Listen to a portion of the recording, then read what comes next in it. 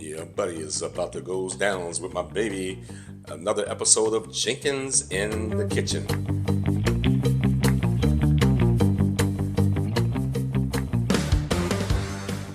What are you preparing for us, baby? Today we're making a cauliflower crust pizza. But before you click away, I don't like cauliflower like that, okay?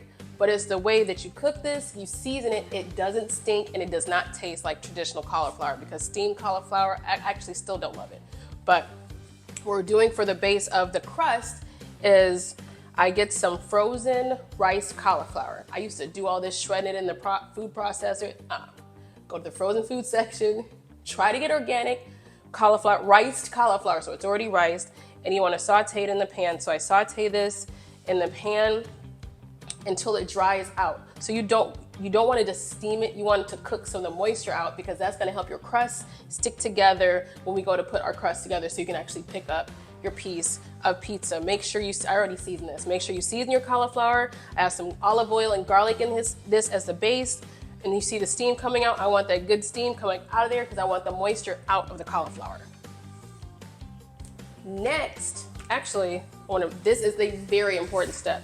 After you've sauteed your cauliflower, put it in a bowl, and it needs to cool, because as we mix in the ingredients that make the crust, we're gonna put egg. Can't put egg in some hot cauliflower, that's not gonna work. So sometimes I'll like cheat and throw this in the freezer, but right now, just let it cool, because I'm going to cut up and cook some chicken sausage.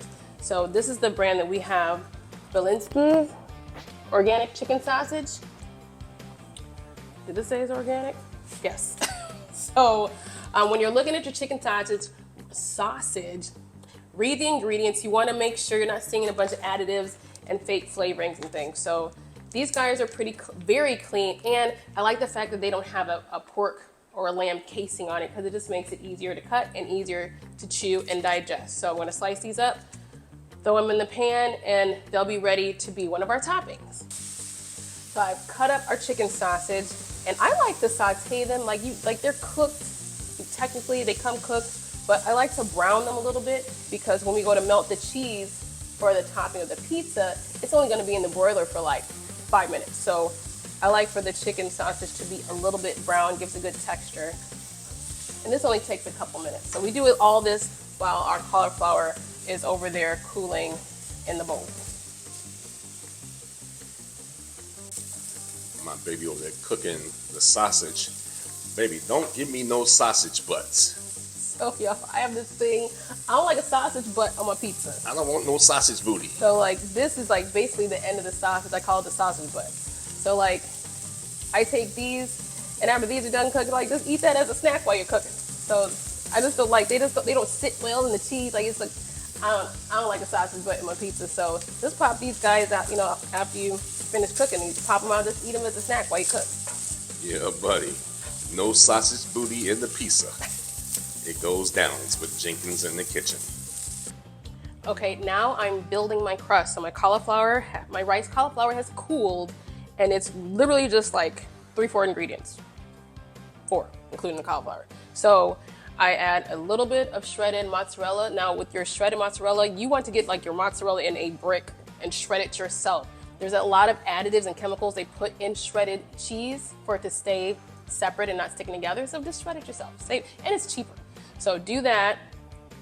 I got a little shaved Parmesan. This came from the cheese section. So the good cheese section of the grocery store. So I did a little Parmesan, and I don't measure this. So I need to figure that out, measurements. But I throw a little bit of mozzarella and more Parmesan, because the Parmesan is going to help your crust stick together without it being too melty. Then I sprinkle with some basil. And what really brings it all together, the binder, is an egg. So get a good pasture-raised egg. So I'm going to mix this together, and we're going to press out our crust. Now that everything is mixed together, I'm going to pour the crust, the cauliflower mixture, on a baking sheet lined with parchment paper. This is going to make sure it doesn't stick. Do not use regular aluminum foil. You'll be mad, your whole crust is going to be stuck.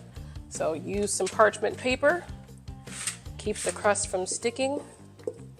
And then I'm going to take a fork and press this out and spread it in the pan.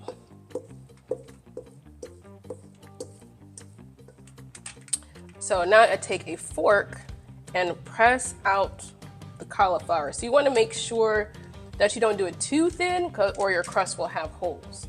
So I try to spread it out. I like to spread it out so it covers the whole pan. So this is a pretty decent sized pizza. So you want to make sure that you spread the cauliflower mixture across the whole pan, and then I'm going to show you something I do to the edges to make sure they look nice and neat. Then finally, to touch up the edges and just make sure they're straight, I like to take a scraper, like your baking scraper, what's that? A scraper, and then see, just make the edges. I like for the edges to be a little bit higher because in my years of making this, if the edges are too thin, they'll burn. So see, I'm coming around the edges, kind of bringing them up so they're raised a little bit. That will prevent the edges of the cauliflower or the cheese even from burning. So I like to do that. Makes it look nice and neat and prevents the edges from burning. So now we made our crust. It's prepped and ready to go in the oven. We're gonna put it in the oven at 450 for just 15 minutes, or depending on your oven, just until it's golden on top.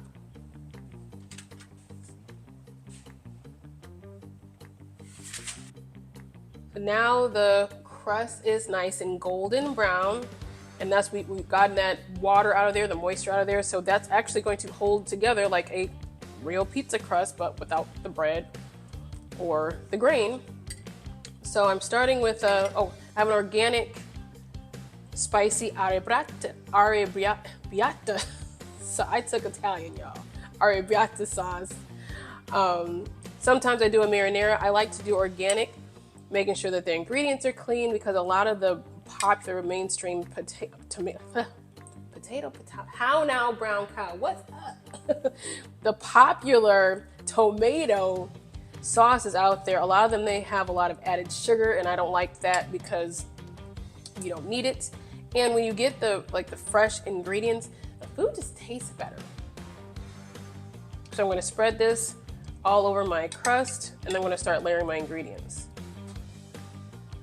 So now I'm going to start my toppings. I have some onion, some red onion, which I like better than the yellow. Some red onion and some green bell pepper that I sliced up. Now with the toppings, you can put whatever you want on top. Like, have some fun with this. Get the kids involved. Have them put the toppings on. So I like to start with the vegetables first so that they get a good cook underneath the cheese.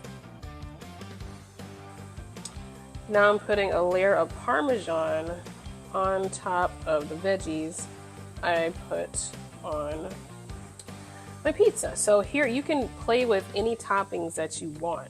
Just like if you're going to, just remember that if you're going to do any kind of meat, you want it to be cooked first. Because when we throw this in, right now we're going to put it in the oven on the broiler setting. And the goal is just to brown the cheese on top, to melt and brown the cheese on top. So now I'm doing a layer of chicken sausage. So now, remember, any of your meat, we want to make sure it's cooked first. I like for it to be a little neat. I just don't like just crumble all over, but that's me. And I use the whole pack. So I'm going to move these guys around. Then I'm going to top this with more mozzarella and Parmesan. So finally, we're going to coat the top of the pizza with our shredded mozzarella. Now this is our good melty cheese. This melts a little bit different than the Parmesan. So I'm using this, kind of seals in all the rest of the toppings, make sure the veggies cook underneath. This is going to give you a good melt on top. And finally, I'm putting a little more Parmesan on top of the mozzarella. Parmesan has a good salty flavor. So I like using Parmesan, mix of Parmesan and mozzarella, but you can use whatever cheese you like.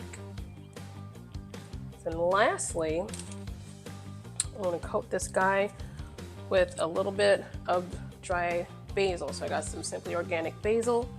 You can use fresh. I just didn't have fresh today. I'm going to sprinkle this on top of the cheese. Now I'm going to pop this in our oven on the broiler setting for only 5 minutes. You only want to cook this until the cheese is golden brown. You don't want to burn it. So right now our broiler is 500 degrees. This is the finished product, our cauliflower crust pizza with chicken sausage, some organic mozzarella and parmesan, and some green pepper and red onion. So now I'm going to cut it.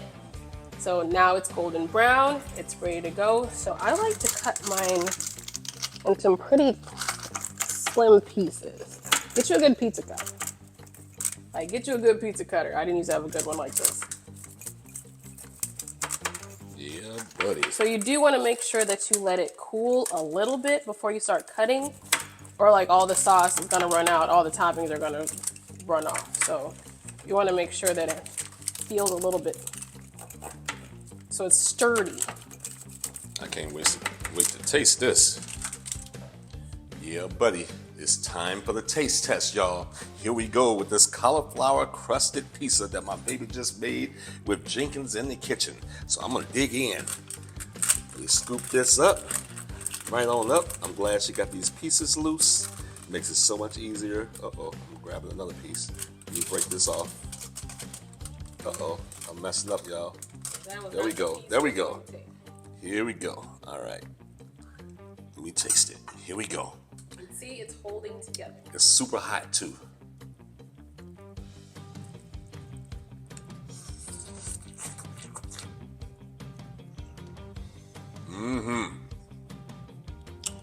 Man, this tastes better than all the pizza restaurants out there.